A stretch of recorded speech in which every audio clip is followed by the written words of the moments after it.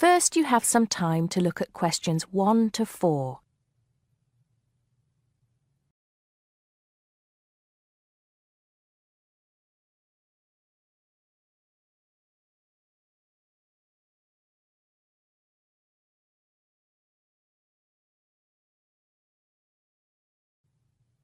Now we shall begin. You should answer the questions as you listen because you will not hear the recording a second time. Listen carefully and answer questions 1 to 4. Smart Electricals, Mike speaking. How may I help you today? Good morning. I'm calling to complain about an item I recently purchased from your company. I'm not happy with it. Oh, I'm really sorry to hear that. I'll take you through the company's complaints procedure. I'll need to retrieve your files from our records so that we can discuss the problem properly and find a solution. I'll need to take some details from you first. Is that okay? Okay, but I don't have a lot of time. Will it take long? Not long, madam. Can I first take your name? Yes, it's Susan Yorke. Yorke. Okay. Can I have the address, please? Yes, it's Flat 1, 25 Alpine Avenue. That's ALPINE Avenue, Harchester. The postcode is HA6 5LD. Okay. Next. Could you give me your telephone number? Preferably one that we can call you on during normal working hours. Well, the home one is 01734 525 268. But you're only likely to catch me on that number in the evenings. I usually have my mobile phone with me during the day, though. It's probably best to take that number then. All right. My mobile number is 0781 233 452. And do you have the order reference number on you, by any chance? Well, I have the receipt that the camera came with in front of me. Ah, good. Which number is it? It's a bit confusing. It should be the 7-digit number on the top left corner of your invoice. Let me have a look. I need my glasses. Found it. It's DMX8443. Thanks. Now, when did you purchase the item? Well, the camera was delivered last Monday, on the 1st of February. I ordered it online about 2 weeks before that, but I can't remember the exact date. If you have another look on the invoice receipt, the date should be there. Oh, yes. Here it is. January the 15th. Okay, I'll make a note of that. So, the item is a digital camera? Yes, it's the Aqua PowerShot model in silver. Thank you. Did you take out any kind of insurance when you bought it? Well, no, it was on special offer. I didn't need to pay any extra for the insurance because it came with a special 4-star policy. Well, it means you're fully covered for at least another 3 years. Before you hear the rest of the conversation, you have some time to look at questions 5 to 10.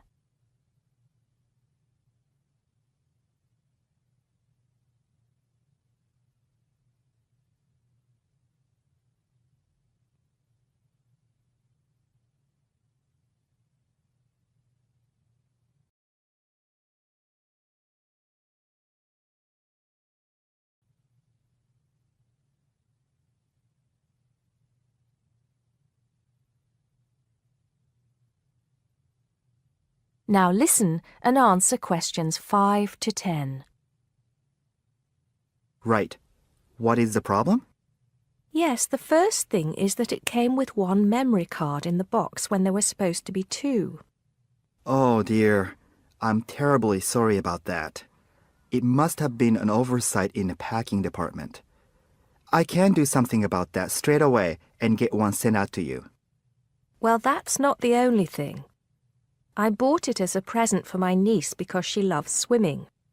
It said on the website that it was waterproof, But when she took it on holiday and tried to use it underwater, it got ruined because water got into the lens.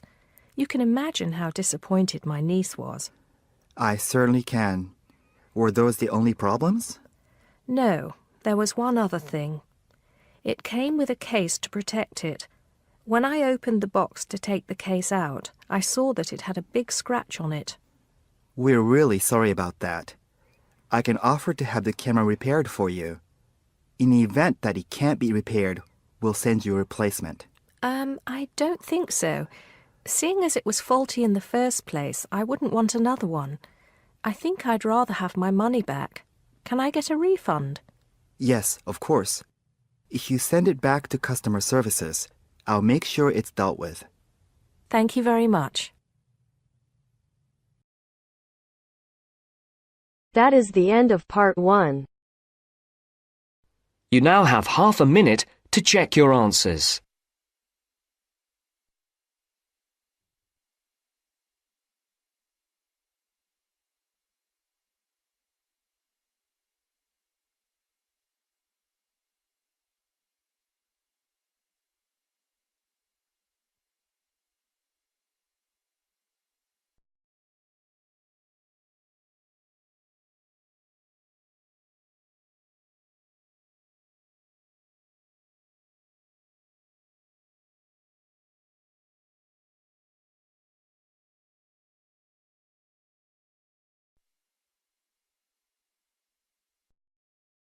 Now turns to part 2. You are going to hear a talk about making the most of graduate school. First, you have some time to look at questions 11 to 16.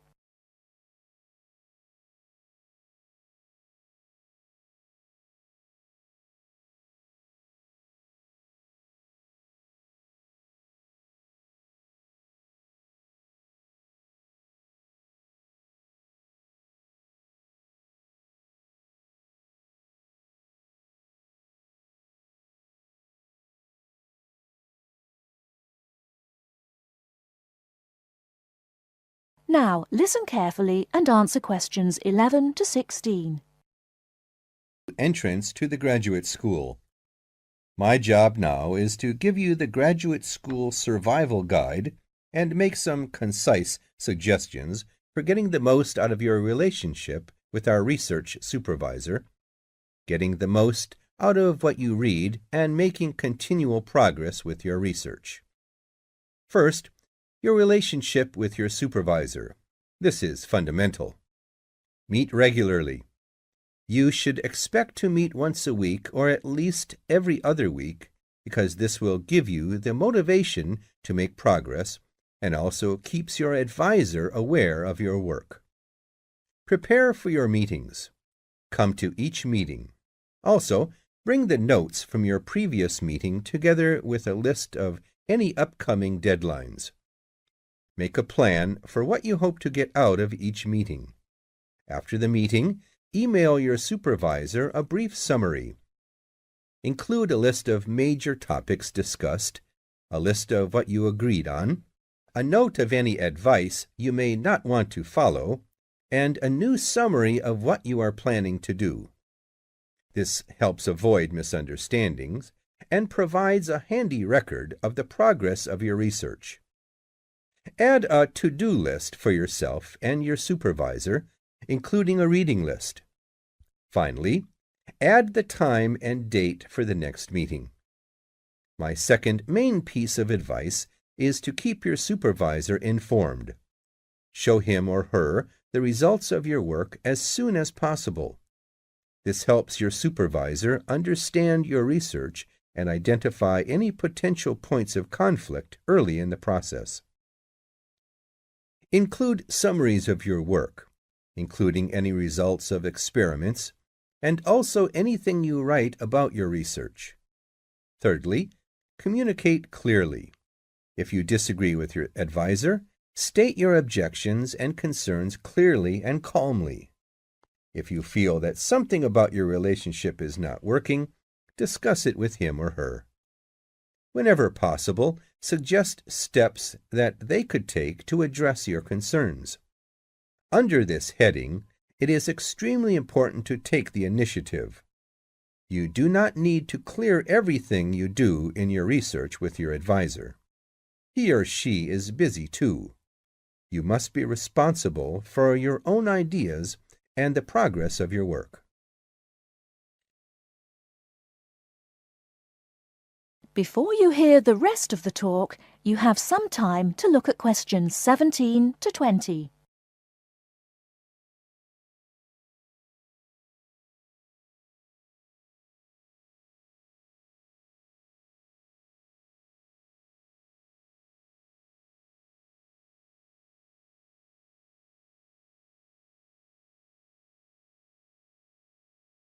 Now listen and answer questions 17 to 20. The second section of my talk is about getting the most out of what you read. The first principle here is to be organized. Keep an electronic bibliography with notes and pointers to the paper files. Keep and file all the papers you have read. Point 2. Be efficient. Only read what you need to. Start by reading only the conclusion, scanning figures and tables, and looking at their references. Read the other sections only if the paper seems relevant or you think it might help you get a different perspective. Skip the sections you think you already understand. These are often the background and motivation sections. It's of critical importance to take good notes on every paper you find worth reading. Note especially what problem the author is trying to solve, what approach they take to the problem, and how their approach differs from other approaches. Next, summarize what you have read on each topic. After you have read several papers on the same topic, note the key problems, the various formulations of the problem under consideration, the relationship between the various approaches and the alternative approaches you come across. Let me add one point you might not have already thought of. Read PhD theses. Even though they are long, they can be very helpful for quickly learning about what has been done in your field of interest. Focus particularly on the background sections and method sections. Don't forget to read your advisor's thesis. This will give you an idea of what he or she expects from you. The third section of my talk is about making continual progress with your research. Keep a journal of your ideas. Write down every issue you are thinking about, even if you think it is stupid. This will help you keep track of your progress and keep you from going round in circles. That is the end of part 2. You now have half a minute to check your answers.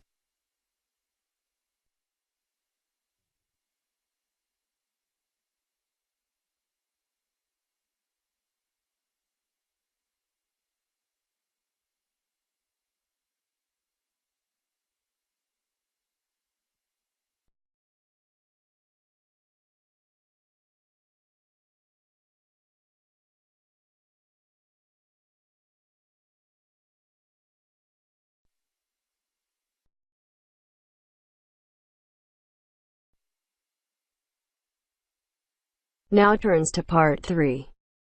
Part 3. You'll hear an introduction about the process of producing stamps. First, you have some time to look at questions 21 to 25.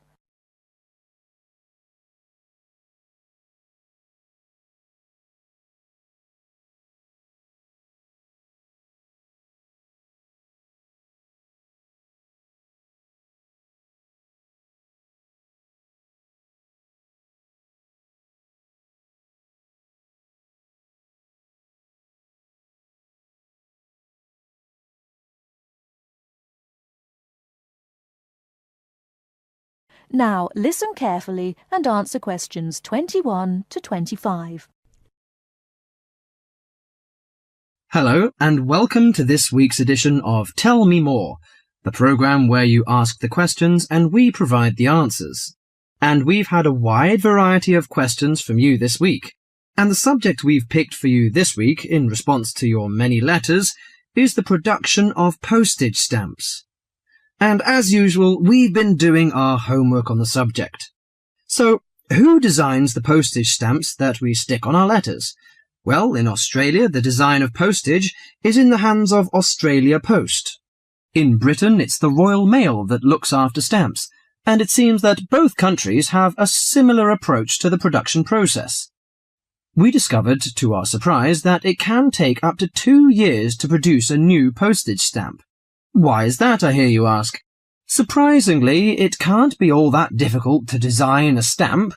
In fact, it isn't, but it seems it's a lengthy business. Firstly, they have to choose the subjects, and this is done with the help of market research. Members of the general public, including families, are surveyed to find out what sort of things they would like to see on their stamps. They are given a list of possible topics and asked to rank them. A list is then presented to the advisory committee, which meets about once a month. The committee is made up of outside designers, graphic artists, and stamp collectors. If the committee likes the list, it sends it up to the board of directors, which makes the final decision. Then they commission an artist. In Australia, artists are paid $1,500 for a stamp design and a further $800 if the committee actually decides to use the design.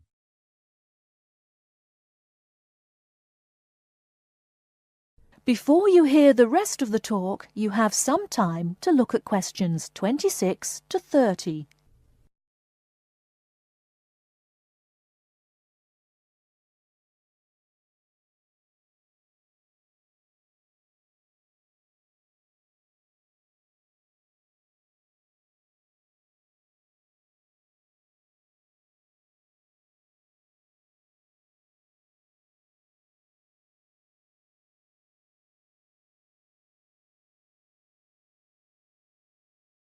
Now listen and answer questions 26 to 30. So there's a possibility that a stamp might be designed, but still never actually go into circulation. So what kind of topics are acceptable? Well, the most important thing is that they must be of national interest.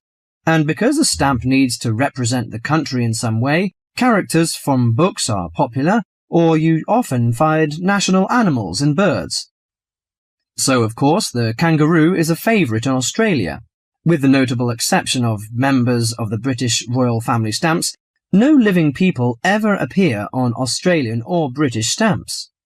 Every year, the Royal Mail in Britain receives about 2,000 ideas for stamps, but very few of them are ever used. One favourite topic is kings and queens. For instance, King Henry VIII, famous for his 6 wives, has recently appeared on a British stamp together with a stamp featuring each of his wives.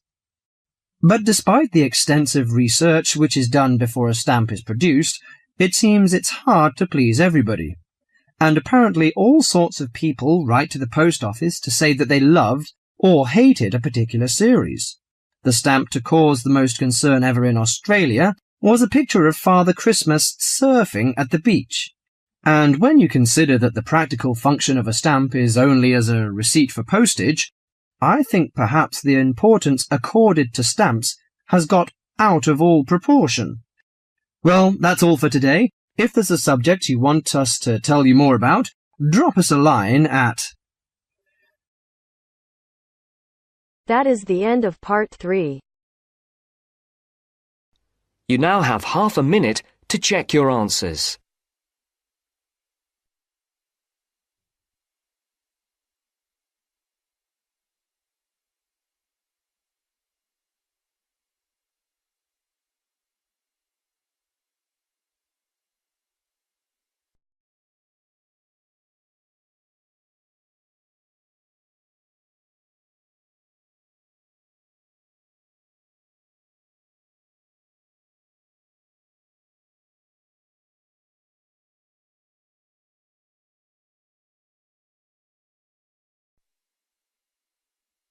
Now turns to part 4.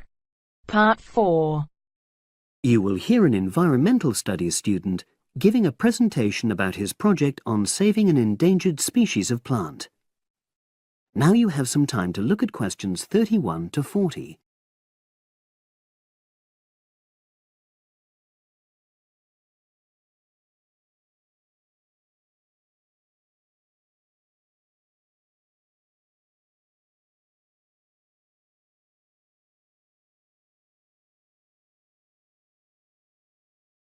Now listen and answer questions 31 to 40. For my presentation, I'm going to summarise what I've found out about efforts to save one plant species, the juniper bush. It once flourished in Britain and throughout the world's temperate zones, but over the last few decades has declined considerably. Before I go on to explain the steps being taken to save it in England, let me start by looking at some background information and why the juniper has been so important in cultural as well as ecological terms, historically and in the present day. Firstly, I want to emphasise the fact that juniper is a very ancient plant. It has been discovered that it was actually amongst the first species of plants to establish itself in Britain in the period following the most recent Ice Age. And, as I say, it has a much valued place in British culture. It was used widely as a fuel during the Middle Ages because when burnt, the smoke given off is all but invisible, and so any illicit activities involving fire could go on without being detected. For example, cooking game hunted illegally. It also has valuable medicinal properties. Particularly during large epidemics, oils were extracted from the juniper wood and sprayed in the air to try to prevent the spread of infection in hospital wards. And these days, perhaps its most well-known use is in cuisine, cooking, where its berries are a much valued ingredient, used to flavour a variety of meat dishes and also drinks.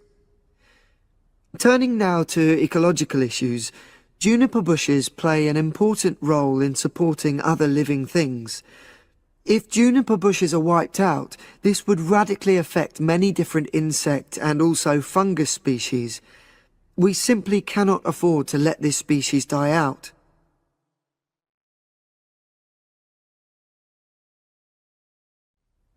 So, why is the juniper plant declining at such a rapid rate? Well, a survey conducted in the north and west of Britain in 2004-5 showed that a major problem is the fact that in present-day populations, ratios between the sexes are unbalanced, and without a proper mix of male and female, bushes don't get pollinated. Also, the survey found that in a lot of these populations, the plants are the same age, so this means that bushes grow old and start to die at similar times, leading to swift extinction of whole populations. Now, the charity Plant Life is trying to do something to halt the decline in juniper species. It's currently trying out 2 new major salvage techniques, this time focusing on lowland regions of England. The first thing it's trying is to provide shelters for the seedlings in areas where juniper populations are fairly well established. These, of course, are designed to help protect the plants at their most vulnerable stage. A further measure is that in areas where colonies have all but died out, numbers are being bolstered by the planting of cuttings which have been taken from healthy bushes elsewhere. Now, I hope I've given a clear picture of the problems facing this culturally and ecologically valuable plant, and of the measures being taken by Plant Life to tackle them. If anyone has any questions, I'd be happy. That is the end of part 4. You now have half a minute to check your answers.